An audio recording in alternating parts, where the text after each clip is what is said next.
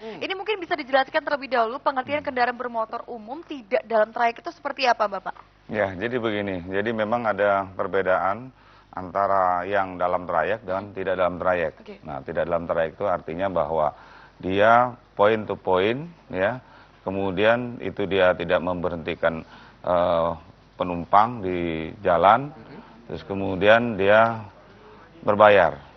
Kemudian ada lagi di situ yang menggunakan sewa, kemudian kendaraan itu kendaraan pariwisata, kendaraan karyawan, ya. Nah, salah satunya itu. Jadi perbedaan dalam rangka penumpang angkutan tidak dalam trayek itu. Ini termasuk yang online itu? Ya, itu antara lain yang online itu di situ. Oke, nah ini kita bahas aja kalau begitu, Pak Puji. Kan kemarin sempat ada, lalu terjadi penolakan oleh yang konvensional. Lalu pemerintah katanya akan membuat beberapa syarat untuk dipenuhi sampai tanggal 1 Juni kalau nggak salah ya batasnya. Tanggal 31 Mei. 31 Mei. Jadi tanggal 1 Juni semua sudah harus clear. Iya.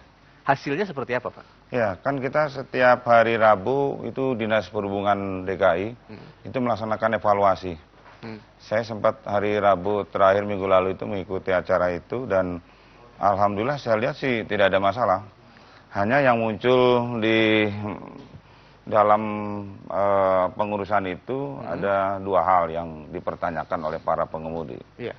Salah satu contohnya misalnya dia STNK itu harus menggunakan nama PT, nama daripada perusahaan yang berbadan hukum. Apakah itu BUMN atau pakai BP, ada koperasi paling tidak minimal.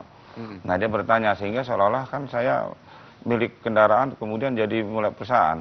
Nah, itu antisipasinya sudah saya sampaikan, bisa dia nanti yang namanya perusahaan itu CQ kemudian nama yang bersangkutan. Kemudian ditambahkan juga nanti di situ ada semacam perjanjian kedua belah pihak antara perusahaan dengan pengemudi, dengan pemilik. Itu saya sudah nggak ada masalah. Oh gitu. Ya, yang berikutnya lagi kaitan dengan masalah penggunaan stiker tanda khusus.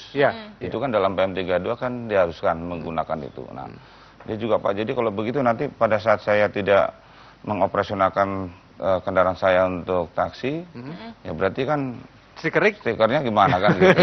Kan malu kan? Nah, akhirnya sudah kita berikan suatu solusinya, ya, kita kan sama-sama untuk dengan masyarakat supaya tidak harus. Jadi kita bukan stiker yang permanen, tidak ditempel, tapi bisa dipasang dilepas. Seperti halnya yang ada di taksi konvensional itu menggunakan ID card segala macam. Itu salah satunya. Dan masih banyak yang lain seperti misalnya juga tadi bagaimana Pak dengan biaya kami kan kalau balik nama kan mulai biaya. Itu sudah ada aturannya di PNBP bagaimana dia untuk melaksanakan kegiatan itu. Oke, nanti kita teruskan lagi nih Pak Puji. Ya pemirsa, nanti kita akan kembali lagi, kita akan ngobrol-ngobrol lebih lanjut lagi. Jangan kemana-mana, tetap bersama kami dalam Coffee Break.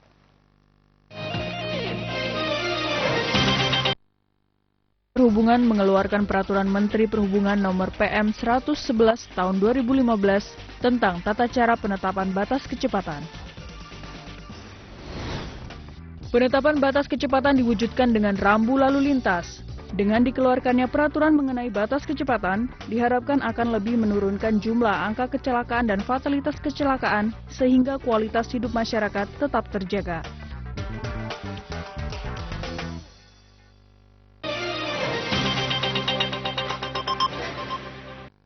Lagi bersama kami dalam Coffee Break. Nah, Mas Ilbram nih, juga Bapak juga kita berbicara mengenai transportasi yang konvensional dan juga sekarang yang lagi heboh sekali berbasis online yang memiliki tarif yang sangat berbeda dan kalau kita lihat lumayan cukup jauh ya. Nah, ini mungkin Bapak boleh bantu menjelaskan Pak, kenapa ini tarifnya sangat berbeda sekali nih Pak?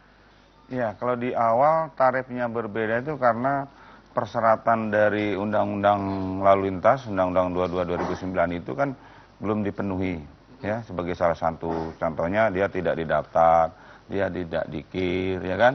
Nah, salah satunya itu. Nah, kemudian akhirnya itu menjadi murah. Nah, sekarang dengan adanya PM32 ya 2016 itu salah satunya mengatur tentang bagaimana dia tarif di online itu, taksi online itu. Ya, memang di situ bunyikan bahwa pengguna jasa dia atas kesepakatan dengan perusahaan itu sudah tidak ada masalah. Nah, kemudian di taksi yang konvensional itu kan ada tarif atas, tarif bawah yang sudah ditera argonya. Nah, dengan adanya persyaratan-persyaratan yang diberlakukan kepada taksi online, salah satu contoh misalnya tadi dia harus didaftar, kemudian harus berbadan hukum, kemudian dia harus juga dikir dan sebagainya, kemudian dia harus dibalik nama dengan menggunakan nama perusahaan, itu kan semua ada biayanya.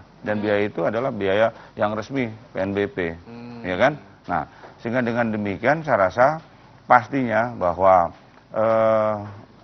tarif daripada taksi online itu nanti akan bisa setara dengan taksi yang konvensional. Akan mulai naik gitu ya, Pak? Ya, paling tidak kalau kita rasakan tuh itu, ya kan? Nah, nanti masyarakat protes, Pak. Iya, wah jadi udah nggak murah lagi. Ya, di situ kan satu resikonya.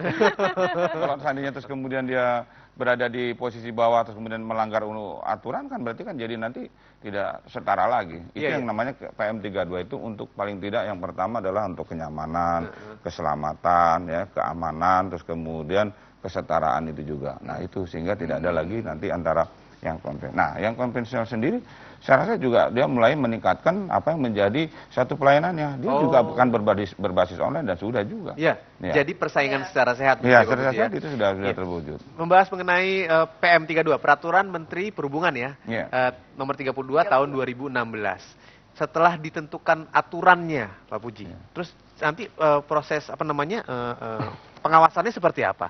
Kalau ada yang melanggar, penindakannya bagaimana? Ya, sekarang kan kita proses masih menginventarisir bagaimana sampai dengan tanggal 31 Mei dengan kesepakatan itu harus sudah disesuaikan dengan apa yang menjadi persyaratan. Itu yang benar. Nah, kemudian dengan adanya diundangkan PM32 2016 1 April, selama 6 bulan itu nanti baru diberlakukan.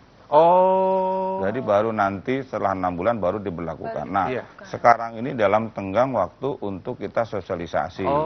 Ya, nah, sampai dengan nanti tanggal kalau tidak salah 1 September ya, itu mulai diberlakukan. Nah, apabila nanti dengan udah September itu masih ada hal yang berkaitan dengan pelanggaran segala macam, ya tentunya akan dievaluasi berkaitan dengan perusahaan itu. Nah, catatan. Di situ ada nanti juga sebagai kartu pengawas. Nah, bisa saja dari kartu pengawasnya itu mungkin dicabut, kan begitu. Sampai dengan nanti pembekuan atau pemberhentian daripada usaha tentang taksi online itu. Nah, ini peran masyarakat seperti apa yang diharapkan, Pak, dengan adanya PM32 tersebut? Saya rasa mungkin masyarakat juga sudah mulai menyadari ya, karena PM32 2016 itu kan berarti juga bagaimana kita melindungi daripada masyarakat itu. Ya, kalau seandainya katakanlah tidak terdaftar, ya kita siapa tahu bahwa itu kendaraannya kendaraan yang mungkin saja bisa dilakukan untuk kegiatan perbuatan jahat dan sebagainya. Tapi dengan sudah terdaftar, kemudian keamanan daripada pengguna jasa itu sendiri, keselamatan, dia dikir dan sebagainya, itu salah satu untuk melindungi daripada masyarakat sebetulnya. Baiklah kalau gitu. Terima kasih Pak Puji untuk bincang-bincang singkatnya. Mudah-mudahan di waktu kesempatan yang lain kita bisa ngobrol lebih dalam lagi ya Pak Puji ya. Baiklah, dan terima kasih untuk Anda sudah menyaksikan. Tapi jangan kemana-mana karena Coffee Break masih akan kembali dengan tema yang lain. Tetap bersama kami.